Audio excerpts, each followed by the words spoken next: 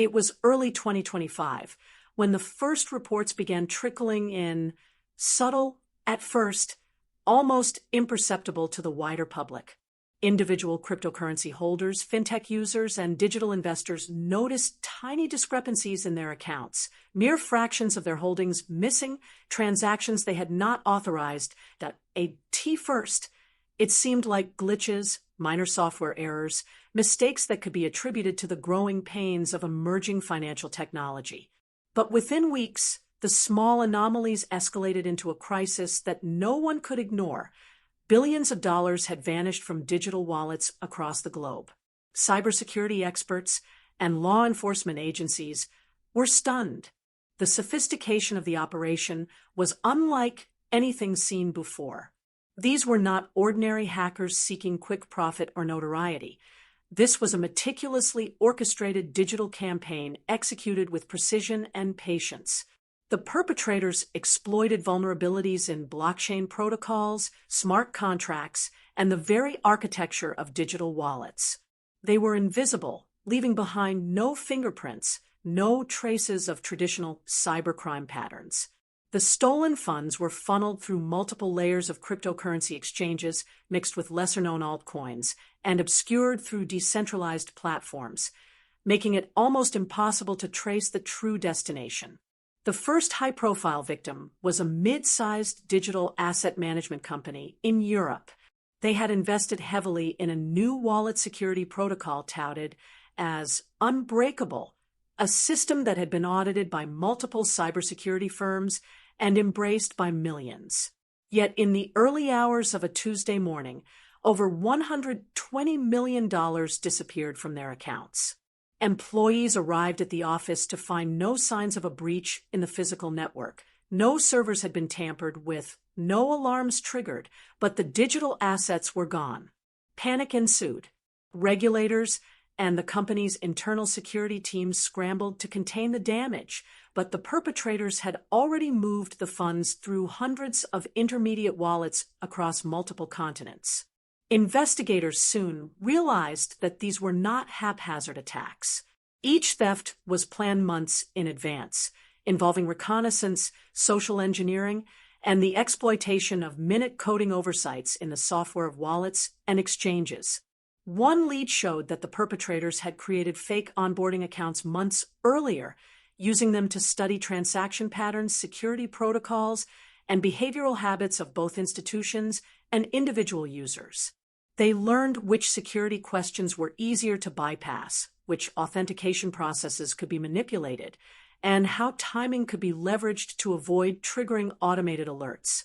It was a level of preparation that mirrored a heist film, but entirely digital, entirely real, and entirely devastating.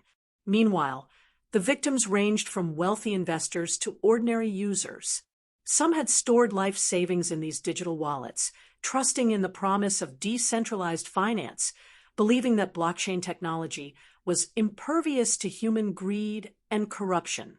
Others were startups that had raised millions from venture capital, funding innovation in fintech, blockchain, and crypto-based solutions.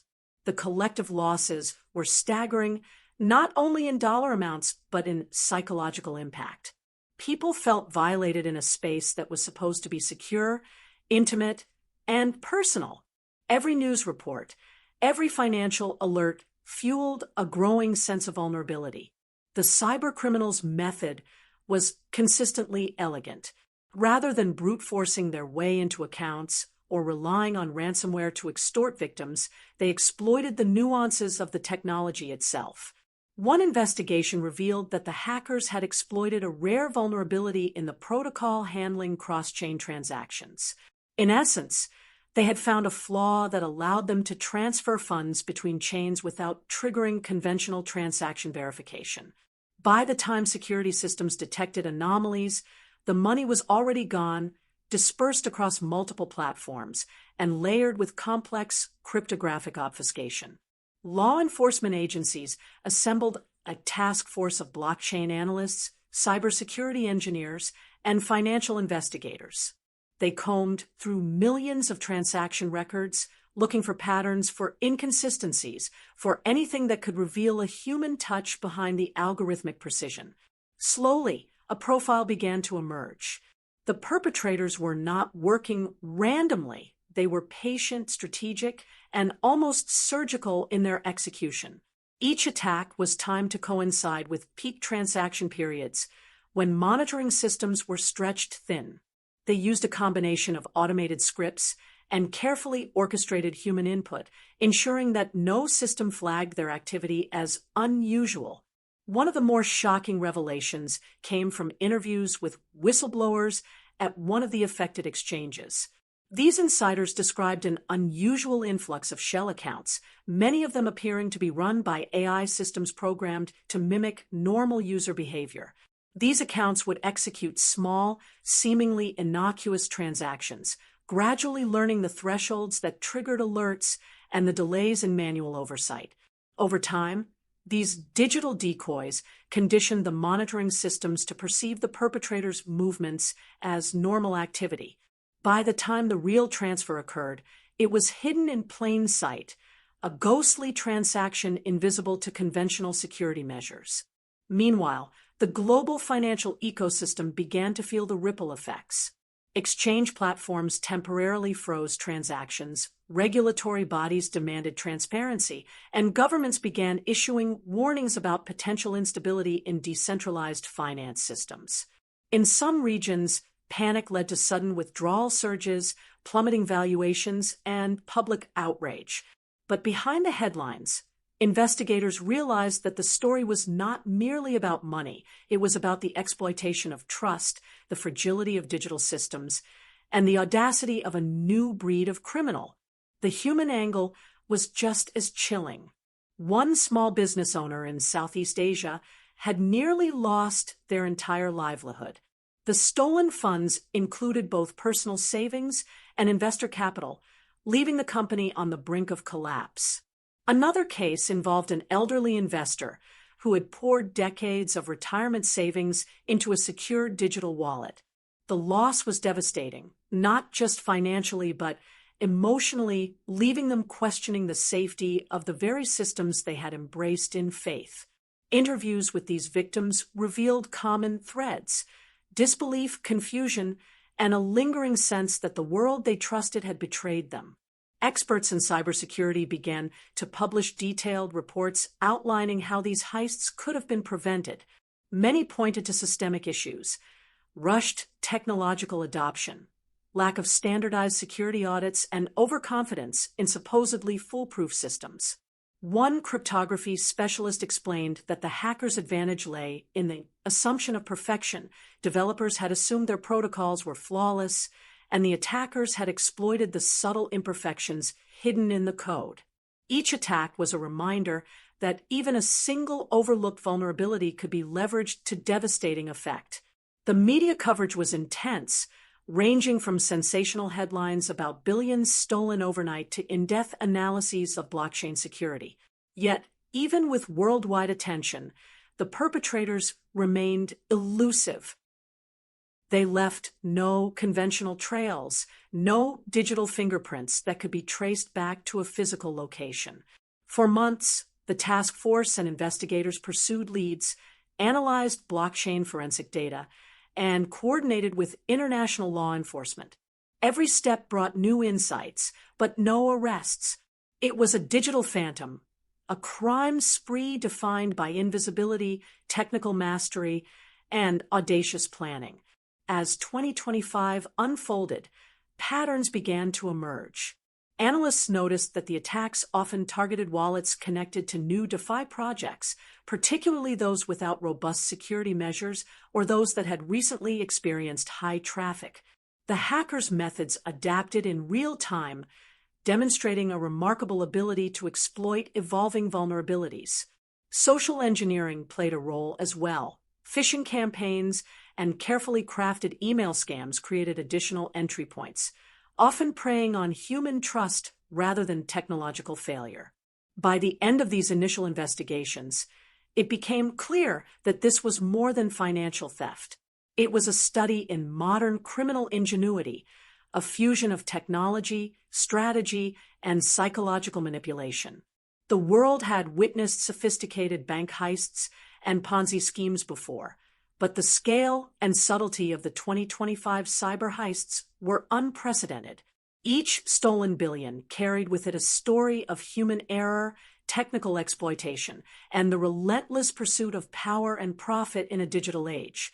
The stage was set for the next chapter, a series of escalating attacks that would push the boundaries of both law enforcement and the victim's resilience. The narrative was no longer just about money. It was about trust, technology, and the terrifying capability of invisible criminals operating in plain sight.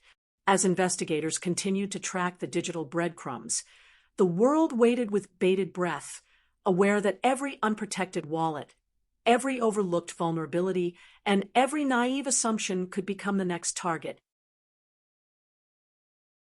As the months passed, the cybercriminals' ambition only grew bolder. Initial attacks had been strategic, probing vulnerabilities, testing systems, and refining their methods. But by mid-2025, it became clear that the perpetrators were no longer content with small fractions or isolated wallets. Entire exchanges, digital asset platforms, and decentralized financial hubs became their targets. Analysts began to notice a chilling pattern. The hackers were orchestrating multiple operations simultaneously, each meticulously planned, yet staggered in timing to confuse investigators and obscure the trail. One of the most audacious attacks occurred in early July. A mid-sized cryptocurrency exchange, popular for its intuitive interface and millions of users, suddenly reported a massive security breach. Over $400 million had vanished within minutes, transferred across chains, in a complex series of transactions that resembled a digital labyrinth. Security protocols, even the most advanced multi-factor authentication systems, had been bypassed. Analysts later revealed that the attackers exploited a flaw in the exchange's smart contract implementation, a vulnerability that allowed them to execute transactions that appeared legitimate to the system, effectively camouflaging their activity. The human toll of these thefts was staggering. Entrepreneurs who had invested in startups lost their operational capital, forcing layoffs and shuttered offices. Individual investors saw their life savings disappear, leaving families struggling with the sudden absence of financial security.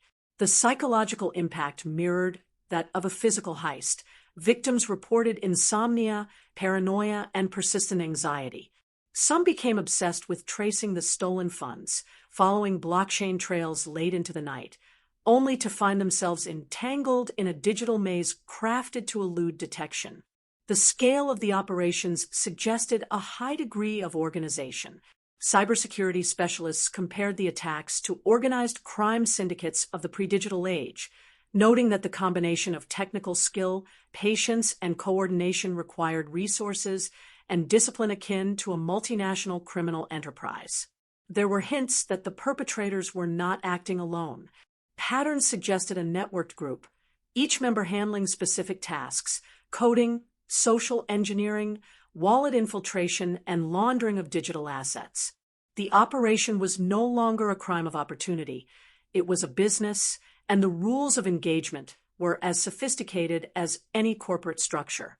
Social engineering became an essential weapon in their arsenal. One of the key breaches involved phishing campaigns targeting the employees of a fintech startup. Carefully crafted emails, seemingly from trusted vendors, prompted recipients to enter credentials into a malicious portal. Within hours, the attackers gained administrative access to wallets controlling millions of dollars. What was remarkable was the subtlety of the approach. The emails contained no overtly suspicious links, no obvious errors, only perfectly executed deception exploiting human trust. This combination of technical and psychological manipulation made the attacks nearly unstoppable. The cybercriminals also adapted to law enforcement tactics. As investigators began deploying real-time monitoring tools and automated alerts, the hackers developed methods to mimic legitimate transaction behavior. They introduced small, randomized delays in transfers, spreading transactions across multiple wallets and platforms. Each move was calculated, reducing the likelihood of triggering alarms while maintaining the momentum of the heist. Experts noted that such precision reflected not only skill, but an understanding of human oversight, knowing exactly how systems reacted under stress and how investigators processed data. In another daring maneuver, the perpetrators targeted a blockchain-based lending platform. Using a combination of smart contract vulnerabilities and coordinated timing, they siphoned assets during peak user activity, when system monitoring was stretched thin. Millions were transferred in fractions, disguised as legitimate microtransactions. Analysts described the operation as a digital heist ballet, every move choreographed to perfection, invisible to all but the most vigilant observers. The audacity and creativity of the attackers left experts both awed and horrified. Investigators soon realized the perpetrators were exploiting not just technology, but human behavior. Many wallet owners had grown complacent, trusting that advanced security protocols were infallible. The attackers leveraged this overconfidence, sending phishing emails during holidays, late nights, and weekends, knowing that vigilance was reduced during these times. Even seasoned investors, confident in their protective measures, fell victim to carefully constructed ruses that mirrored legitimate communications from exchanges and financial platforms. Media coverage amplified the fear. Headlines screamed about billions lost overnight, digital fortresses breached, and the invisible hand orchestrating chaos in a virtual world. Yet while the public consumed these stories, the hackers continued undeterred. Each new heist demonstrated an evolution in technique, more sophisticated, more audacious, and increasingly difficult to trace. Blockchain forensic teams were pushed to their limits, tracing multiple paths, cross-referencing digital addresses, and attempting to identify human patterns behind automated activity. The psychological warfare was intentional. Investigators noted that the attackers seemed to enjoy the confusion and panic they caused. Public confidence in digital finance waned. Exchanges implemented stricter withdrawal limits, security patches, and verification processes, but each measure was met with a new adaptation by the attackers. They moved faster than the systems could respond, exploiting gaps that appeared in real time, turning security measures into obstacles they had already anticipated and bypassed. Victims' stories highlighted the human consequences of these crimes. One entrepreneur lost nearly all operational capital for a promising startup, forcing them to lay off employees and halt projects that had taken years to develop. Another, a retired investor, had allocated funds for their grandchildren's education and found those dreams shattered overnight.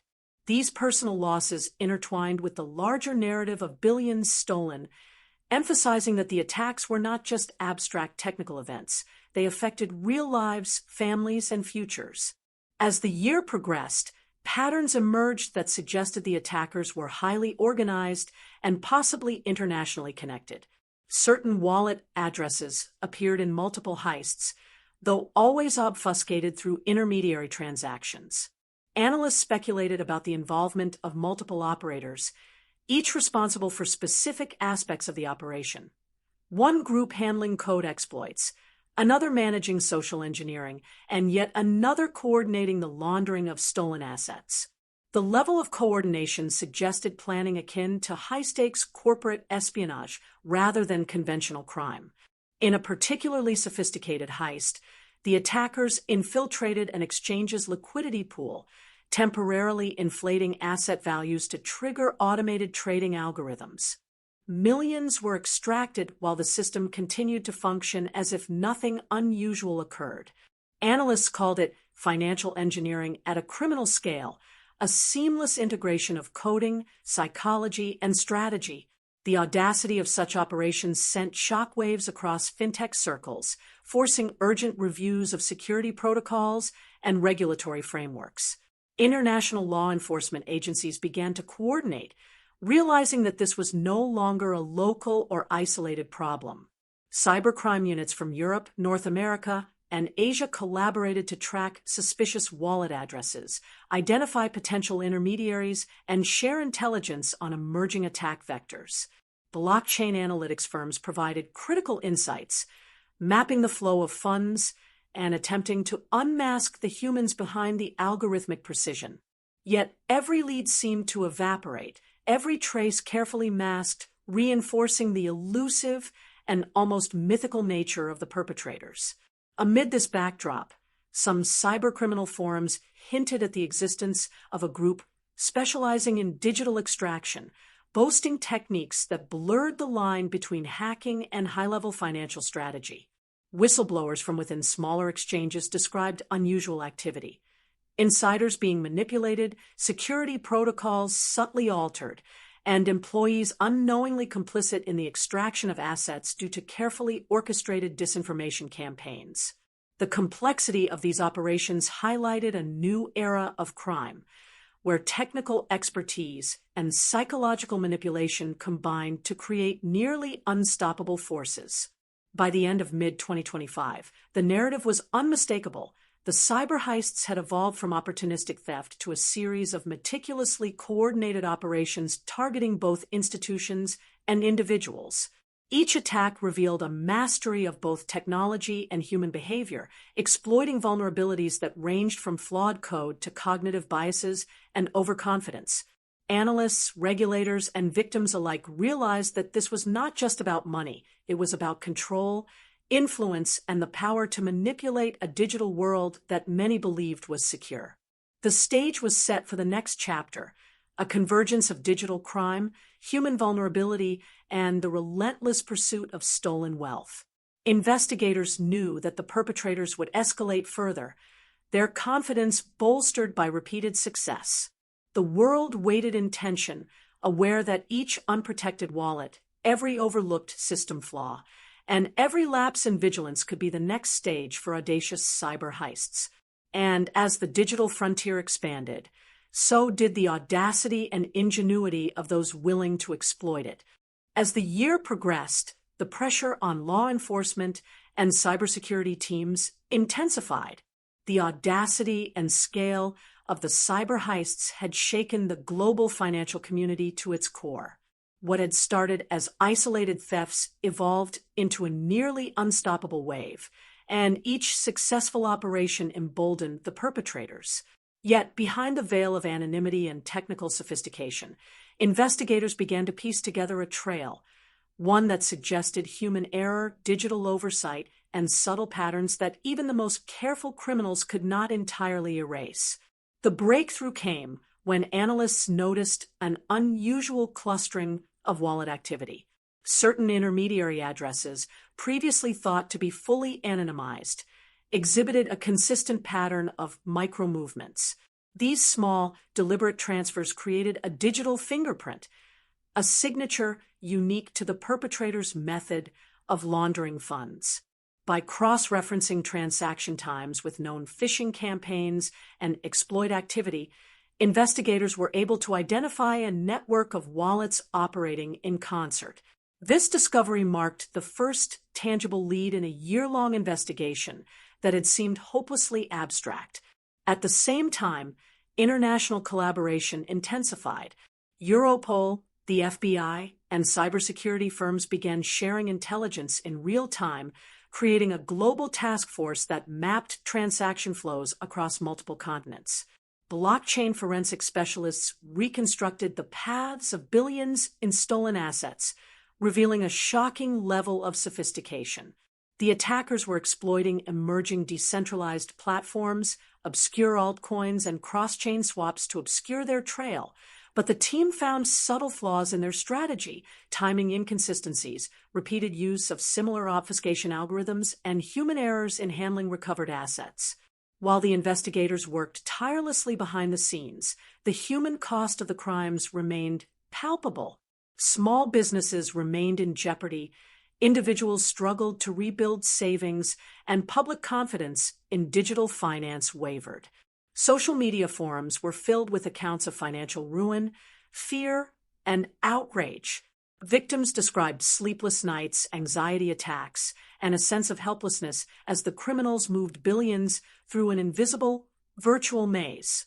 Financial analysts began to warn of systemic risks. If the attacks continued, investor confidence could collapse, destabilizing entire markets.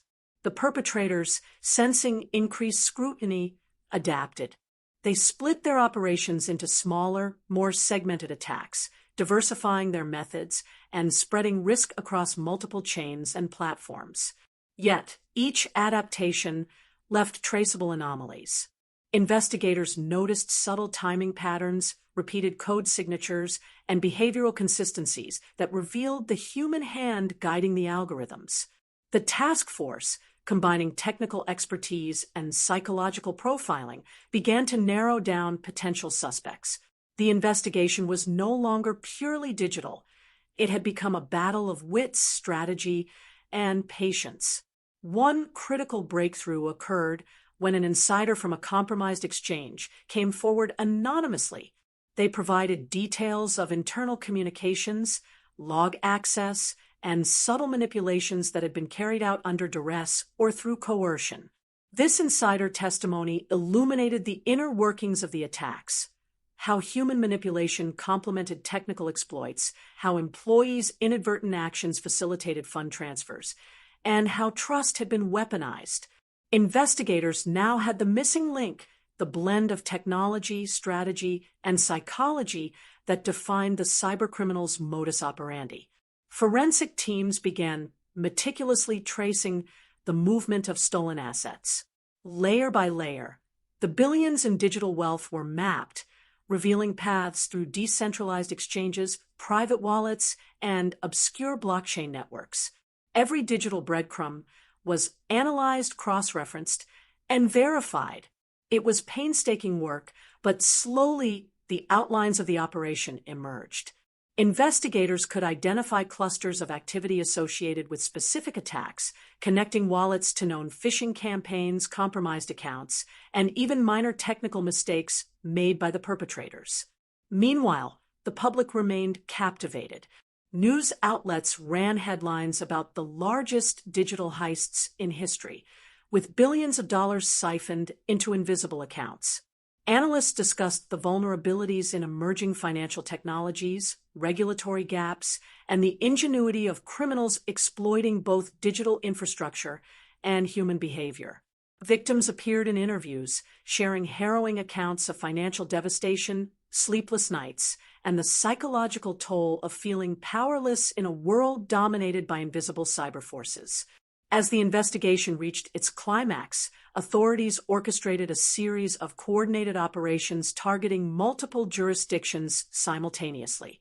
Using the digital fingerprint identified months earlier, combined with legal warrants and international cooperation, investigators began freezing accounts, intercepting transactions, and applying pressure to suspected intermediaries. Each seizure revealed fragments of stolen assets, exposing both the scale of the heists and the complex network orchestrating them. The magnitude of coordination required for the operation mirrored the sophistication of the perpetrators, a stark reminder that cybercrime in 2025 had reached a level comparable to organized international syndicates. Despite these victories, the human consequences remained. Families and small businesses struggled to recover funds, and psychological scars lingered. Analysts warned that even with partial recovery of assets, the confidence in digital financial systems had been shaken. Security protocols were reevaluated, exchanges implemented stricter oversight, and new regulatory frameworks emerged to prevent future large-scale exploits. Yet the memory of the audacious thefts endured, a cautionary tale for investors and institutions alike. Interviews with cybersecurity experts revealed the evolving nature of modern crime. The attacks had combined elements of traditional heists with digital ingenuity, social engineering, and financial manipulation. Experts highlighted the importance of vigilance, layered security measures, and proactive monitoring of emerging platforms. They emphasized that in the digital age, crime was no longer confined to physical spaces. it had migrated to virtual realms, exploiting both technology and human trust. The final stages of the investigation brought additional revelations. Evidence suggested that the perpetrators had been operating under multiple aliases across jurisdictions, with overlapping identities designed to confuse law enforcement. Some were highly skilled programmers, while others specialized in psychological manipulation and operational logistics. Each heist had been meticulously planned, rehearsed, and executed with precision, exploiting both human and technological vulnerabilities. It was a level of sophistication that left investigators simultaneously frustrated and impressed.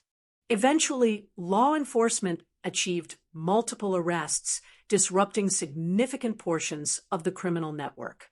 While not all perpetrators were immediately apprehended, the operations marked a turning point. Analysts could recover a substantial portion of the stolen assets, and regulators began implementing long-overdue reforms in security standards, compliance measures, and monitoring frameworks. Financial platforms introduced mandatory audits, enhanced authentication protocols, and AI-driven anomaly detection to prevent a repeat of the 2025 cyber heists. The aftermath of the events reshaped public perception. Digital wallets, once considered secure and infallible, were now viewed with caution. Investors became more vigilant, exchanges more transparent, and regulatory oversight more stringent.